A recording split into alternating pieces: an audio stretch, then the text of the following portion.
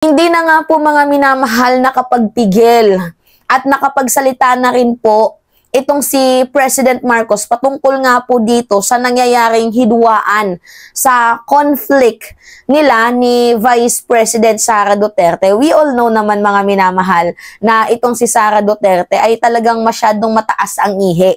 Masyadong mataas yung pride to the point na iniwan na nga itong si President Marcos para po sa kanilang mga personal na hangarin, mga personal na interest dito sa ating bayan. Wala naman kasi, hindi ko nakikita mga minamahal yung loyalty nila sa mamamayang Pilipino. Nakikita ko yung sarili nila para lamang po sa kanilang mga personal na hangarin dito sa ating bayan. At kitang-kita nyo naman the way they act na talagang they are hunger for power. So ngayon nga po mga minamahal, alam naman ninyo yung mga nangyari ng mga nakaraang buwan na masyado ng tinitira ni Vice President Sara Duterte itong si President Marcos kahit wala pa naman pong ginagawang banat itong administrasyon sa kanya.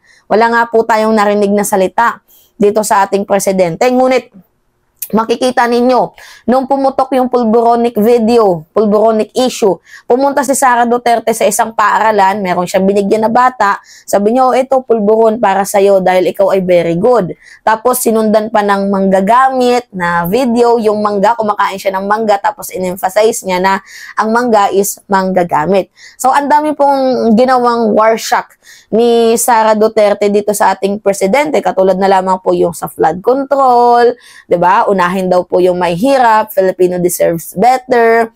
So, ang dami pong tirada na ginawa ni Sara Duterte, ni isa wala po siyang narinig na salita sa ating presidente. Ngunit siguro sumabog na din po ang ating Pangulo, kaya po siya nagsalita ngayon. So, alam nyo na to no? Pero gusto ko lang po i-emphasize sa inyo itong topic na ito.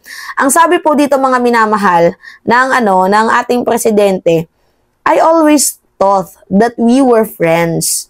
Maybe I was deceived. So, masakit po itong ginawa ni Sara Duterte na parang betrayal to Kasi ang sabi po ni PBBM, I thought that we were friends. Supposedly friends na meron pong magandang hangarin dito sa ating bayan. Meron pong a goal para sa mamamayang Pilipino. Pero bakit parang ako yung na-left behind? Ako yung naiwan dito. I thought we were friends. But I was deceived. So meaning mga minamahal, parang si PBBM is naloko. He was tricked by the Duterte's administration and ginamit lamang po ang kanyang pangalan para po on the purpose na manalo itong si Sara Duterte. So ito naman, ito kasi yung sinabi ni Sara Duterte ng mga nakaraang buwan, September 18. Sabi ni Sara, hindi naman kasi kami talaga nakakausap niyan. Hindi kami magkaibigan. Nagkakilala lang kami dahil naging running mate kami. Bago pa man kami naging running mate, hindi na kami nag-uusap. Nag-uusap lang kami during campaign dahil sa trabaho noon. Tingnan mo, grabe ang pagiging mangga. O ngayon, sino yung manggagamit? Sino yung taong nangupal? Sino yung taong meron lamang personal na interest? Si PBBM ang gusto mapabuti ang ating bayan, solusyonan yung mga laganap na problema dito sa ating bayan, 'di ba? Wakasan yung pangit na politiko, iwasan yung patayan. Ang daming gustong hangarin ng ating presidente. Lumago ang ating ekonomiya, yumaman yung mga class D ng mga Pilipino. Iyan po yung hangarin at gustong mangyari ng ating presidente. Pero he was deceived by these women na ang akala kasama siya sa pagbuo ng mga magagandang plano. Pero hindi pala. Kasi ang turing ni PBBM sa kanya, partner sila. Pero si Sara Duterte, hindi pala partner. Ang turing niya kay PBBM, bagkus kaaway, katunggali, ginamit niya. Bakit? Mananalo ba si Sara Duterte kung hindi dahil kay President Marcos? Mga minamahal, tatandaan ninyo, walang Duterte kung wala ang Marcoses simula noong 2016. Walang Duterte kung walang Marcoses. Sino ba yung nanligaw sa mga Marcos noon? Walang iba kundi si former President Duterte. Sinabi niya na kapag hindi mawala ang droga within 6 months, ipapalit niya si Bongbong Marcos. Kapag hindi na resolba ang crime rate sa loob ng 6 months, ipapalit niya si Bongbong Marcos. Nung nangyari, hindi natupad yung kanyang mga binulat-lat, pinalit niya ba si PBBM? Hindi. Di ba mga minamahal? Iniwan niya, ginamit niya pa din hanggang sa matapos yung kanyang administrasyon. Hanggang sa naging running mate sila ni Sara Duterte, ginamit niya ang mga Marcoses. Diba? Mga minamahal, kita nyo yung kanyang pagiging manggagamit. Pero may narinig ba kayo ni isang salita sa ating presidente? Wala. Diba? Wala kayong narinig. Kahit pa tinitiran nyo ng bangag, adik, may narinig ba kayo? Wala. Kasi yung Pangulo natin nakafocus sa kanyang goal na mapaunlad itong ating bayan. Focus sa kanyang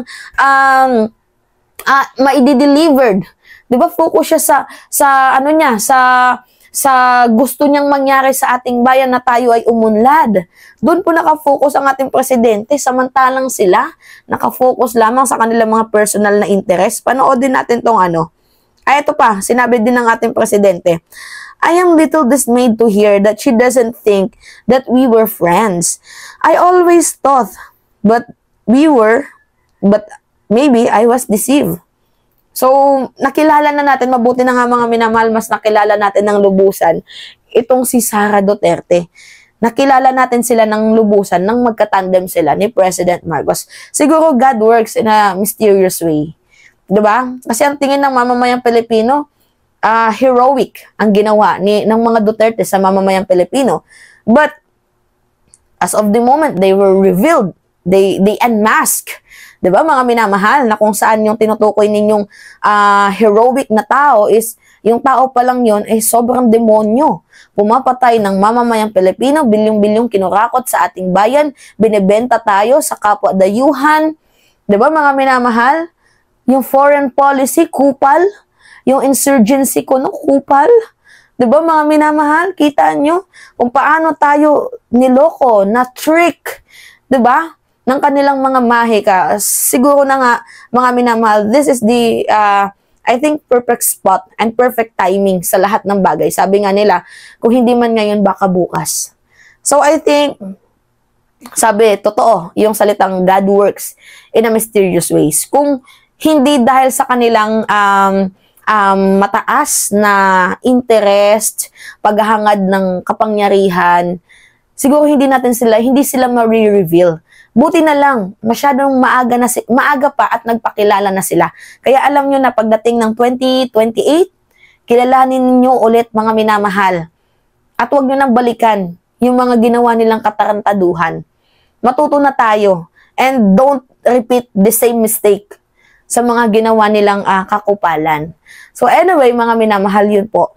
It's me again, si Mima Alicia nyo, at nagbabalik ulit para sa ating panibagong video. Maraming salamat, mga kababayan.